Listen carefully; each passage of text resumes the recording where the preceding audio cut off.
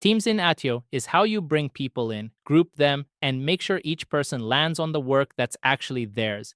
Get this right early and everything downstream gets easier. Ownership, routing, reporting, permissions, they all lean on how your members and teams are set up. So, how to create a team? Navigate to Workspace Settings, Members, and Teams. Navigate to the Teams tab, create the first team, and let's call it Sales, for example. And let's add the new members to this team. I have only 2 members in my IT workspace, so I added them both to this team. And now you can, for example, give access to the deal object for the entire team rather than to a separate person. And they can, for example, this is the sales team, they can operate the deal object on themselves. You can set up different filters on it, for example, for the deal owner in the team or the teams.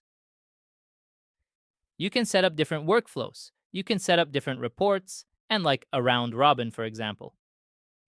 And this is a really useful feature that you can use to spread the visibility on the teams and give you clarity on what's going on. Do it in that order, and your workspace stays organized as you grow. Add a person, drop them in a team, and they're set up in seconds. In the next video, we connect Claude to the Attio MCP, so you can drive your whole workspace from an AI assistant. We're Craft, and we help teams turn Attio into something they actually use. Link in the description to book a free audit.